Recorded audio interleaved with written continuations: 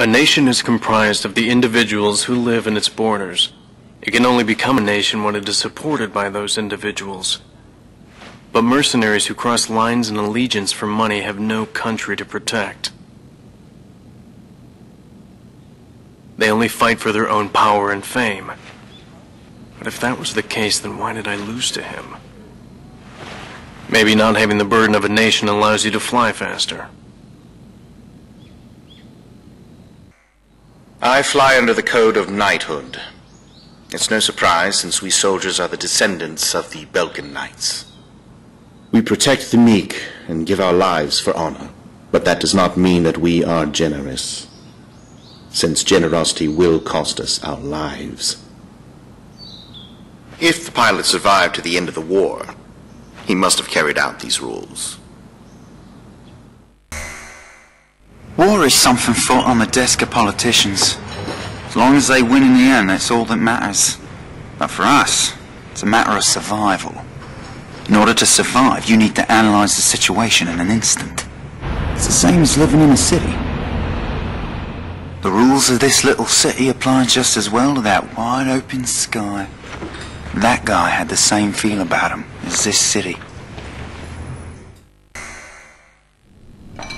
I bailed out and landed here. The captain was gone. I've lived a comfortable life since then, and I probably have him to thank for that.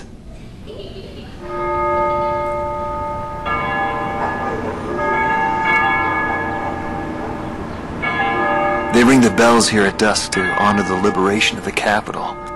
It signals peace, but to me, they are the sounds of death.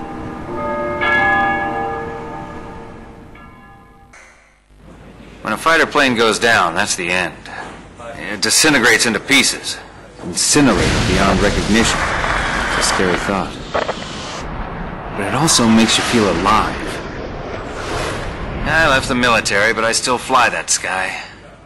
But, it's pretty lonely up there all by myself. I'd love to fly with him again someday. Hatred cannot be the only motivation for war. It only brings about more pointless deaths. I lost most of my students. They were all my children, my flesh and blood. I will never overcome that grief. I'll probably never teach anyone again, nor will I ever go up in the sky again.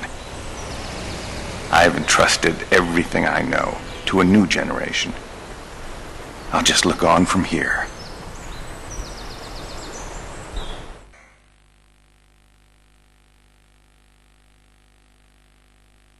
Marcela Vasquez, the Espada Team's #2 and former member of the Sapan Air Force, 9th Air and Land Division, 11th Tactical Fighter Squadron. She is thought to be a survivor of the Coup d'etat squadron. She currently earns a living as a dancer. If the Demon Lord hadn't appeared, our lives might have been different. For me, it wasn't about flying or ideals. Most of all, it was about him, my flight lead. Our mission was to escort the heavy command cruiser that was to act as transportation for the organization. And the Demon Lord appeared, as if to block our path. I will never forget his overwhelming power. One by one, my comrades were shot down, and then the mother bird we were supposed to protect. We survived after the fight. We left our organization and returned to the ground together. But those whose hearts are in the sky will always return to the sky. He was one of them. And so he left, even though his wounds had yet to heal, and he died there, never to return to me. But I don't blame anyone.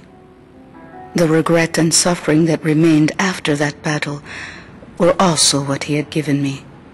They're among the precious few things he left behind.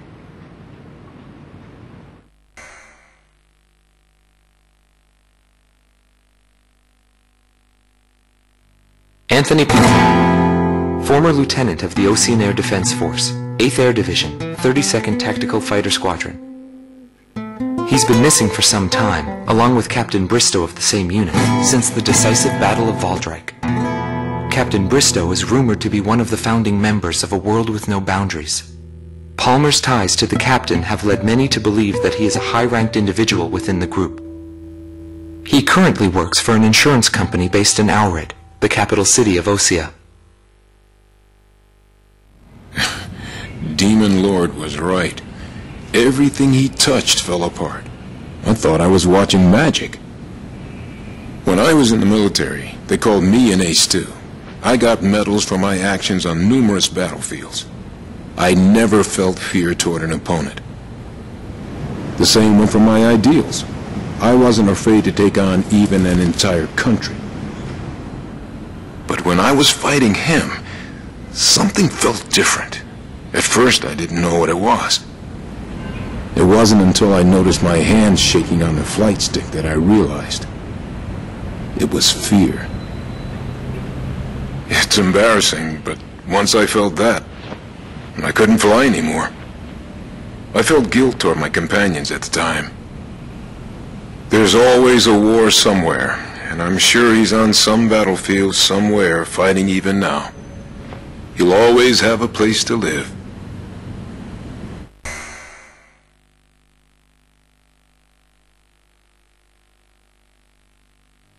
Anton Kunchenko, thought to be head director of A World with No Boundaries, former member of the Belkan Air Force, 18th Air Division, 5th Tactical Fighter Squadron. In his glory days, he was a Belkan ace, and later became head of their Department of Weapons Development and Technology. But the military sent him back out on the front lines as a commander. In March of 1995, he suddenly disappeared along with his platoon and was never accounted for after that. The Belkan Air Force announced that he died in combat. Several months after that, his corpse was found close to the Belkan border. The whole story is still shrouded in mystery.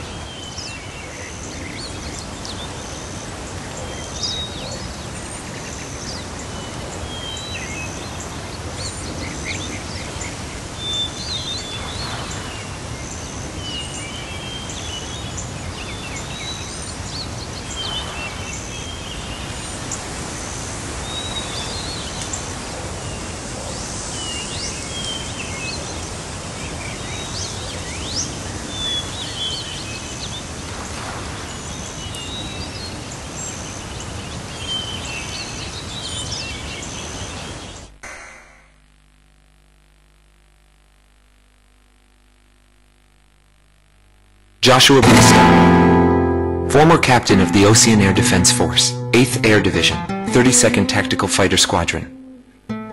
His actions during the Belkan War are surrounded in mystery, and he is rumored to be one of the founders of A World with No Boundaries. His whereabouts were unknown after the decisive Battle of Valdreich, but several years later he resurfaced as a leader of a terrorist organization. Today he is serving time in prison. This darkness and that little window are my entire world now.